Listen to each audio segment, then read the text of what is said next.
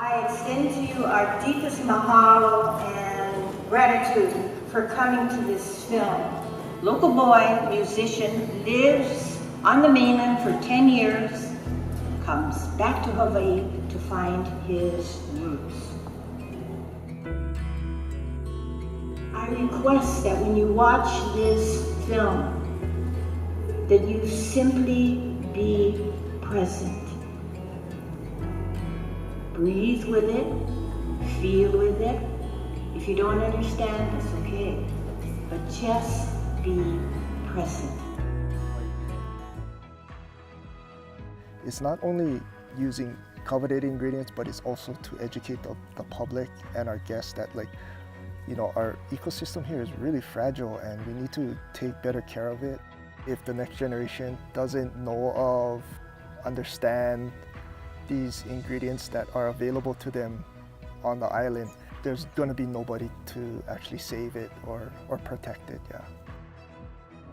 The SDEV Lab is a research unit at UH Hilo comprised of a team of faculty, research specialists, and students at both the graduate and undergraduate level, all working together to apply geospatial tools to local environmental problems in Hawaii and the greater Pacific region. One of the main problems we've been working on over the past 3 years is the detection and monitoring of impacts to our native Hawaiian forests from the fungal pathogens associated with Rapidohea death, or ROD. If you were able to see underground, you would have a lot more appreciation for vetiver. It creates an underground ecosystem 12 feet down. Vetiver has an extremely high threshold for fire, for lead, for mercury, for nitrogen, for phosphorus, so it can be used in really harsh environments.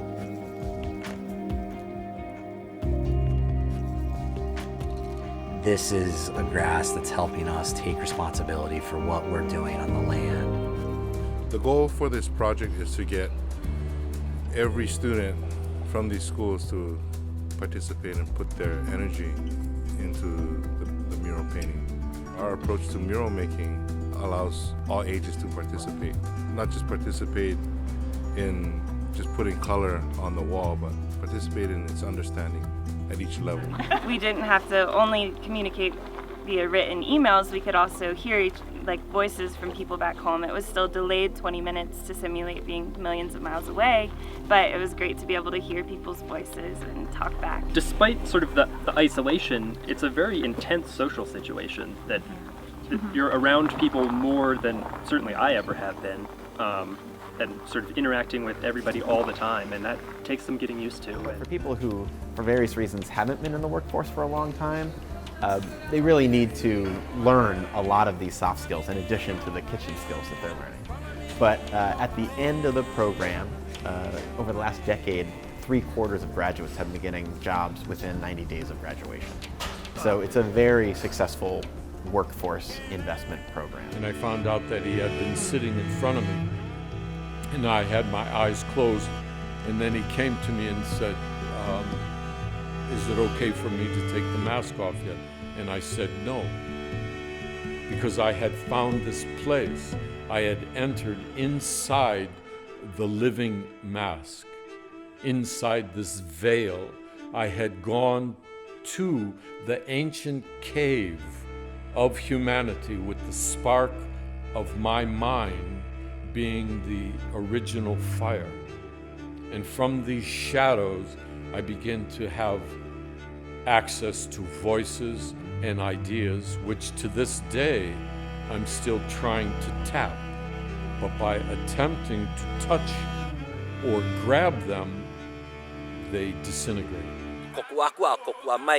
To assist the Aina, and the land will assist us with sustenance and living in balance with these things. So Aina is really about being grounded and connected to and understanding the intimate relationship that we have. No matter how great in technological advance and disconnected we become, it is still the land that feeds us. It's still the waters that feed us. Aina is a relationship. That means it's a two-way thing and not just consumption.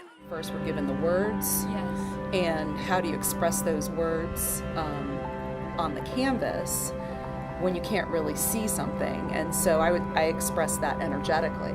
And then we walked into building branches and like a starburst and things like that, which I have a visual image of. So the intersection of those should be really interesting. Not knowing, but having an image in your head is very interesting. Very interesting, yeah.